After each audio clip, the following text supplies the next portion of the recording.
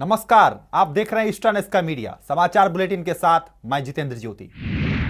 बहुचर्चित नीदो तानिया केस में दिल्ली हाईकोर्ट ने सीबीआई को नोटिस जारी किया है।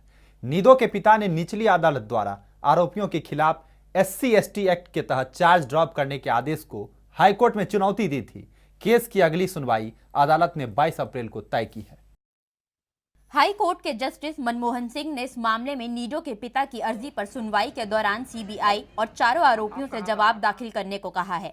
इस मामले में 3 आरोपियों को जमानत मिल चुकी है, जबकि एक जेल में है।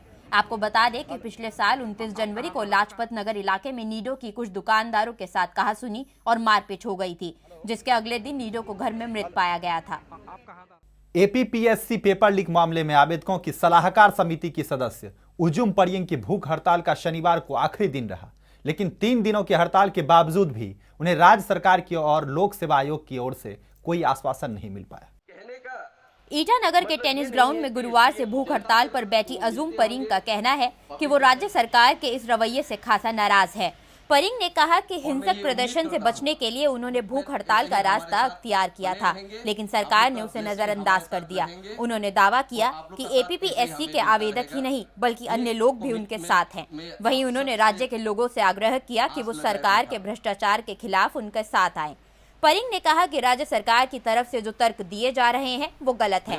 आपको बता दें कि आवेदक अरुणाचल प्रदेश लोक सेवा आयोग के चेयरमैन डॉक्टर लीगू ताचो और आयोग के सदस्य मामंग दाई को पद से हटाने, साथ ही APPSC की परीक्षा दोबारा करवाने की मांग पर अड़े हुए हैं। और मैं ये उम्मीद करता हूँ I choose this means of hunger strike because जो वैंडलिज्म करते हैं, नॉन वायलेंस करते हैं, अगर हम लोग शुरू से हमारा मूवमेंट को आप लोग ट्रैक कर रहे हैं तो हमने हमेशा पीसफुल मीन्स ही अपनाया है और वैंडलिज्म से कुछ नहीं होने वाला। In fact the commission, the people, the members, the chairman, they would get an excuse कि मतलब हम लोग को ये कर देना है, नल एंड वॉइड कर देने का। हमारा जितना भी मेहनत है शुरुआत से उसको वो कर देने का उनको मौका मिल जाएगा, तो हम वो नहीं चाहते हैं। We have 2 more volunteers in fact, but I initiated because if you're getting a chance to stand for all, this is a moment to feel proud and privileged. I wanted to ring the bell so that people get the clear message that we are not weak, we're strong enough to challenge them. अगर उनके पास पैसे हैं, अगर उनके पास security forces है, उनके पास power है, उनके पास पोजीशन है, हमारे पास क्या है, हमारे पास अपना समझदारी है। उनसे ज़्यादा हम अब समझते हैं क्या सही है क्या गलत है। If the government does not respond to we'll keep fighting, we'll keep on going on with the hunger strike, or we'll sit with the consultative committee and all those senior citizens who are supporting us, and we'll chalk out a further course of action. Arunachal Pradesh की मुख्य विपक्षी party Bhajpa ने प्रदेश में prepaid बिजली metre परियोजना का विरोध किया है। भाजपा का कहना है कि राज्य के लिए यह परियोजना उपयुक्त नहीं है। इस संबंध में भाजपा गवर्नर से भी मुलाकात करने का मन बना रही है। शनिवार को बीजेपी के प्रवक्ता RK खरीम ने प्रेस कॉन्फ्रेंस कर कहा कि बीजेपी टेक्नोलॉजी के खिलाफ नहीं है, लेकिन प्रीपेड बिजली मीटर की परियोजना राज्य में असंभव है। उन्होंने कहा कि सरकार को ये मीटर सबसे पहले मुख्यमंत्री, गवर्नर और मंत्रियों के बंगलों में लगाने चाहिए, और अगर उन्हें लगे ये मीटर लोगों के लिए किफायती है तब समाज के निचले स्तर पर ये परियोजना लागू करनी चाहिए। वहीं खरीमे ने APPSC पेपर लीक मामले में हड़ताल पर बैठी उजुम परिंग की सराहना की। Parameters to meet those things, and we do not understand why. And if at all government is too keen, why not rather than starting from the bottom, why not start from the top? Let the governor's house be there, let the chief minister's house, ministers' houses, MLA's houses, and all that, and then the departmental offices.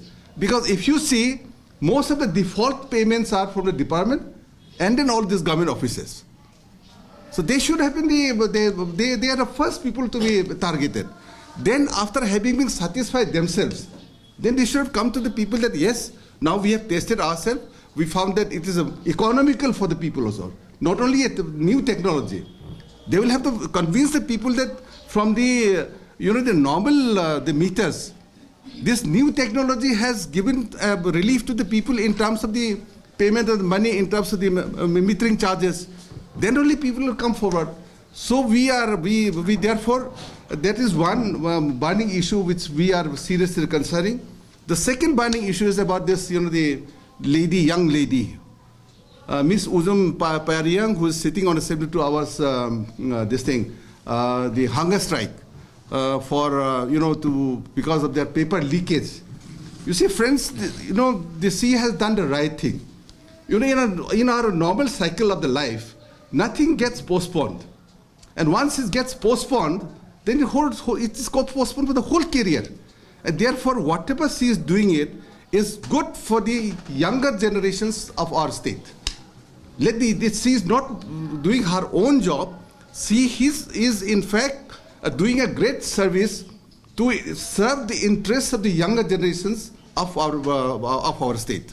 Arunachal Pradesh के ईटानगर स्थित राजभवन में शुक्रवार को राज्यपाल retired lieutenant general निर्भय शर्मा ने विभिन्न धर्मों के नेताओं से मुलाकात की। बैठक में राज्य की प्रथम महिला ज्योत्सना शर्मा और राज्यपाल के सचिव शुरबीर सिंह भी मौजूद थे।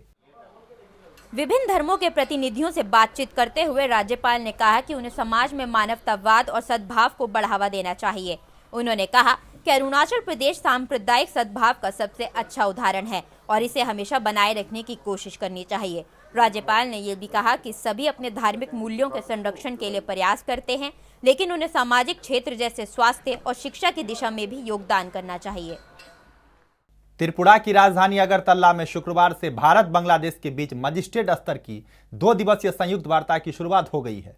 पहले दिन की बैठक में निर्णय लिया गया कि बांग्लादेश अपनी सीमा पर नए शिविरों का निर्माण करेगा ताकि भारतीय उग्रवादियों की घुसपैठ को रोका जा सके। बांग्लादेश के डिस्ट्रिक्ट कमिश्नर, बीजीपी के अधिकारियों, पुलिस अधीक्षक समेत 30 प्रतिनिधि बैठक में उपस्थित रहे। वहीं त्रिपुरा के DCM, SP, border security force के अधिकारियों की मौजूदगी में दोनों देशों के बीच ये फैसला लिया गया।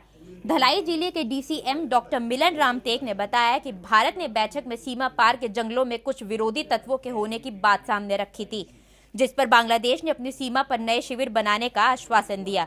उन्होंने बताया कि इसके अलावा सीमा विवाद हल और मित्रतापूर्ण माहौल बनाने पर सहमति बनी है। वहीं बांग्लादेश के रंगमती जिले के डीसीएम मोहम्मद शमशूल अरेफिन ने भी दोनों देशों के बीच इस तरह की बैठकों को उपयोगी बताया। उन्होंने कहा कि इसके माध्यम से दोनों देशों के बीच रिश्तों को मजबूती मिलेगी।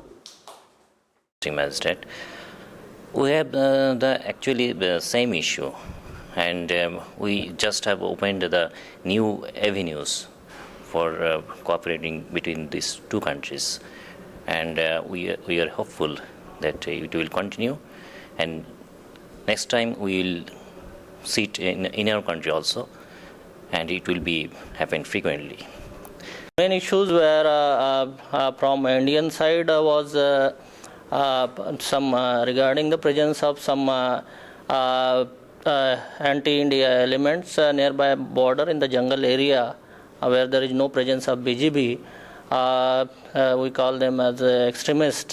Secondly, there were some issues regarding cross-border crimes. Some people migrate unnoticedly because of zooming practices. Also, that also was discussed from Indian side. Some there are specific issues in this AOR of this DAEC 4 and 8 BSF BOPs like tree felling, that was also discussed, and various miscellaneous issues were discussed of joint cooperation, coordination, and joint support from BGB side and from both the district administration side. So meet was very cordial and very cooperative and very fruitful per se. Tripura सरकार ने अगरतला को LED लाइटों से जगमगाने का फैसला कर लिया है और इसके साथ ही भारत के पूर्वोत्तर राज्यों में त्रिपुरा की राजधानी अगरतला राज्य का पहला एलईडी शहर बन गया है।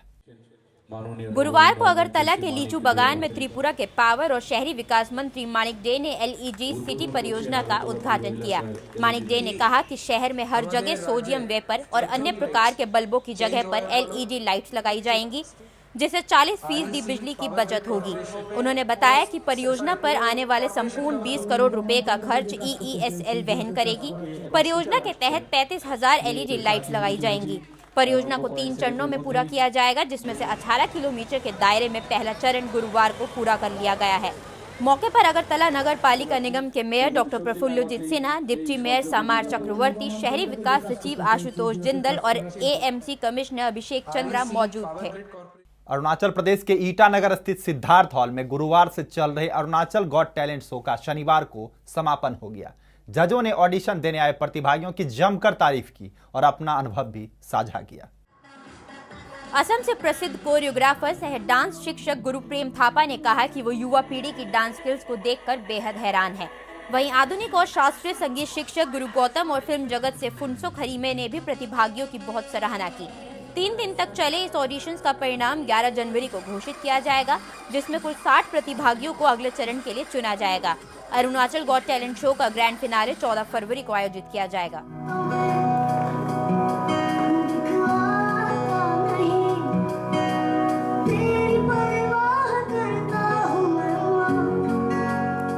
मेरा फील्ड में तो 2 ही आया था और वो दोनों ही ठीक था, लेकिन इतना खास भी नहीं था। लेकिन और बाकी तो आपका ये गाना और डांस में तो हमारे इधर में दोनों गुरु हैं, तो उनसे पूछिए। तो सर, जैसे आप गाने को लेके कर रहे हो, तो आपको कैसा लग रहा है, कैसे जज करके और आपको कितना अप्रिशिएट कर रहे हो? हम तो खुशी है इस बात में, जो अरुणाचल में इतना टैलेंट बच्चा अभी आ रहा है।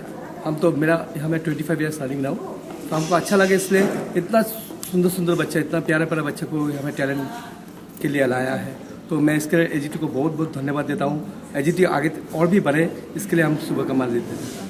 तो सर, जैसे आप डांस को लेके फिर कर रहे हो, तो डांस में जैसे हम देखा जाता है यहाँ पे हमारे जो लोकल ट्रेडिशनल डांस है वो बहुत ही अलग है, लेकिन अभी जो बच्चे यहाँ के बच्चे जो अडॉप्ट कर रहे हैं वो डिफरेंट ही स्टाइल है और उनको इतना नॉलेज भी शायद नहीं रहता हुआ, या डांस स्कूल या ऐसा कोई इतना हम लोग के यहाँ पे नहीं रहता एक्सपोजर।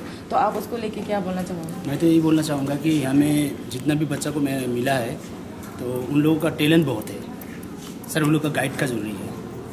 उन लोगों को अगर अच्छा गाइड मिलता है तो उन लोग बहुत आगे बढ़ सकता है। जो हमने बहुत कम देखा है, बाहर में भी इतना नहीं देखा है। जो यहाँ पे कंपटीशन में कुछ ऐसा बच्चा भी देखा है जो मैंने बाहर भी कहीं मैं जांच किया था तो वहाँ ऐसा नहीं मिला था, जो यहाँ मिला। तो ये लोग था कहाँ, ऐसा लगा मुझे।